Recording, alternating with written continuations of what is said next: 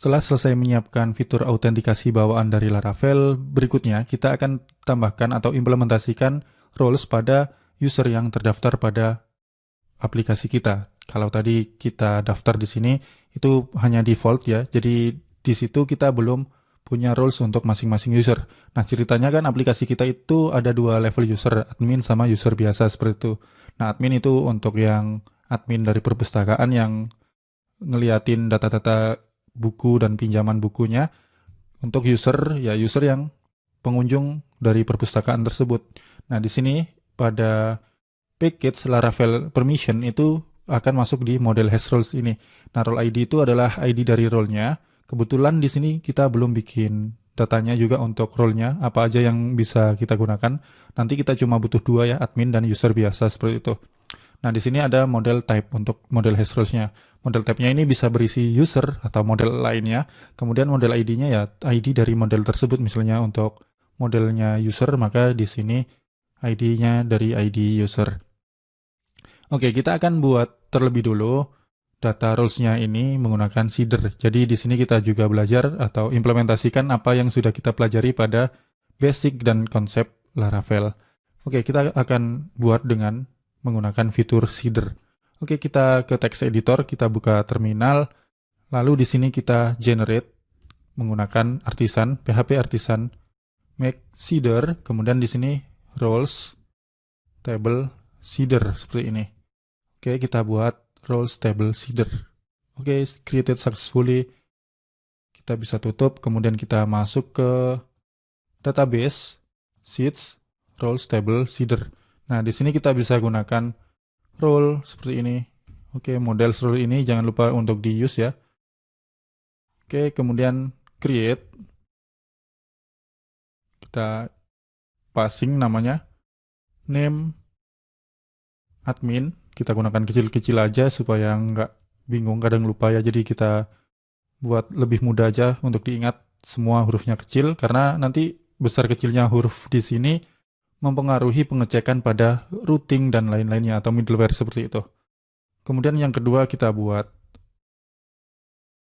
namanya user seperti ini atau visitor, terserah kawan-kawan mau beri nama apa aja.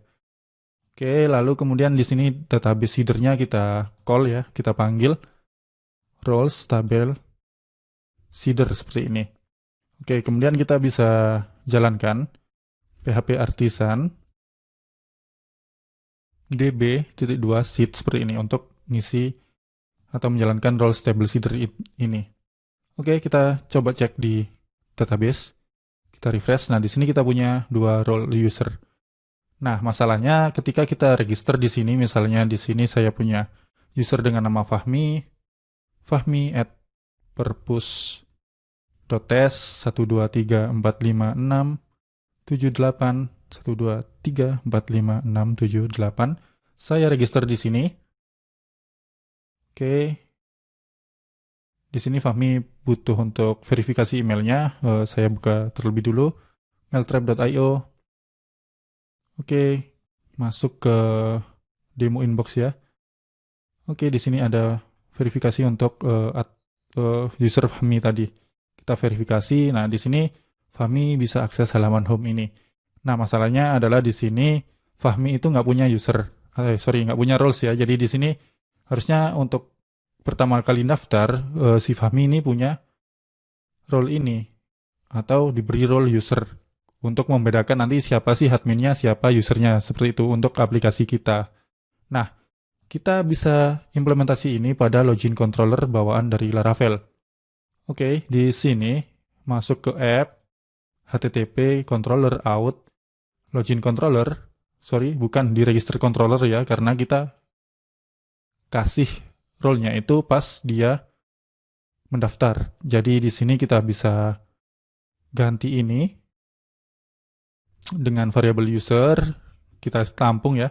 Jadi ketika dia bikin user baru, kita tampung ke sini, ke variabel user. Kemudian di sini kita bisa implementasikan user assign role. Nah, ini user assign role ini didapat dari trait yang ada pada Laravel permission atau package Laravel permission. Nah, kemudian di sini kita return user supaya dapat data user lagi untuk di sini. Jadi sama seperti tadi, tapi kita tambahkan untuk menambahkan role di sini. Sorry, untuk role-nya kita kasih user karena ini yang daftar user biasa ya.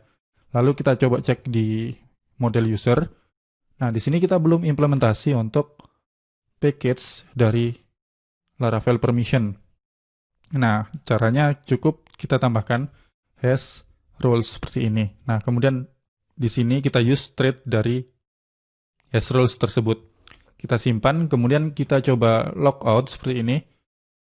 Kemudian kita register misalnya dengan nama Hendro, kemudian di sini Hendro at purpose.ts, lalu di sini 1 2 3 4 5 6 7 8.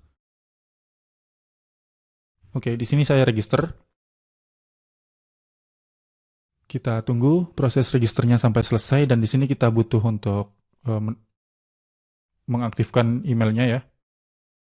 Oke, di sini kita aktifasi verify email. Nah, you are logged in seperti itu.